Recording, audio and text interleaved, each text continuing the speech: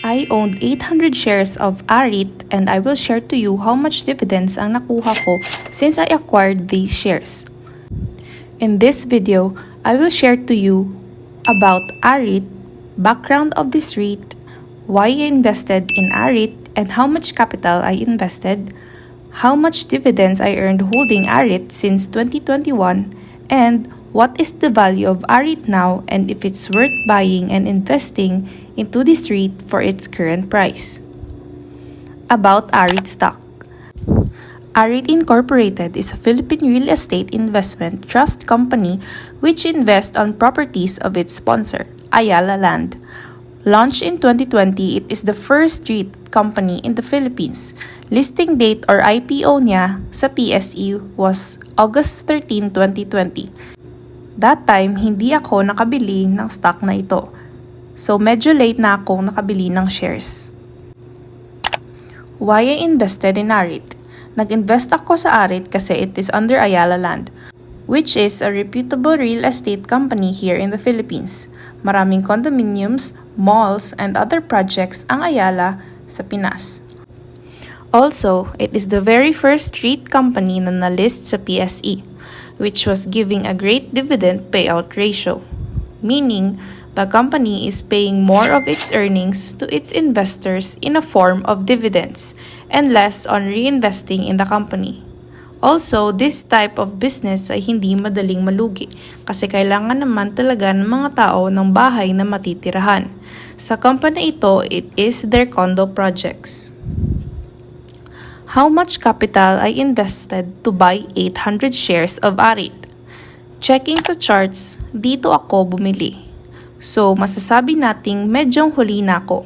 Pero until now, green or positive pa naman ang price ni AREIT sa portfolio ko. And also, nagigain ako ng dividends. Bumili ako noong February 23, 2021 based sa broker records ko. Total of 800 shares at 34 pesos and 15 cents per share. So, total investment ko is 27,400 pesos and 60 cents. How much dividends I earned holding AREIT? Si AREIT ay nagbibigay ng dividends 4 times a year. Every March, June, August, and October. Since I bought from February 2021, ito yung dividends payout per share in those years. And here are the total dividends payout na nakuha ko holding 800 shares. So, total dividends na nakuha ko in the past 2 years ay 2,896 pesos. Tumubo yung investment ko ng 10.56% in 2 years. What is the value of AREIT now and if it's worth buying and investing into this stock for its current price? Current price of AREIT is 25 pesos and 80 cents per share as of the date na nare-record ko ito, which is January 25, 2023. Is it worth buying and investing into AREIT? I can say yes, if number 1, you are willing to hold for years kahit na bumaba ang price ni AREIT in the years to come. Number 2, your primary goal is dividends payout 4 times a year. And second goal mo lang ang capital appreciation.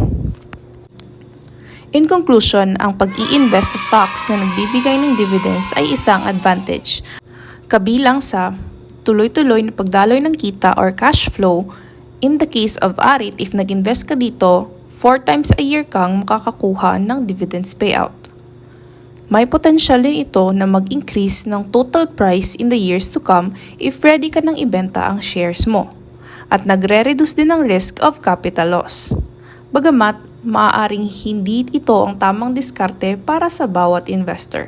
Ito ay maaaring maging isang mahalagang tool para sa mga naghahanap at gustong bumuo ng kanilang portfolio sa stock market.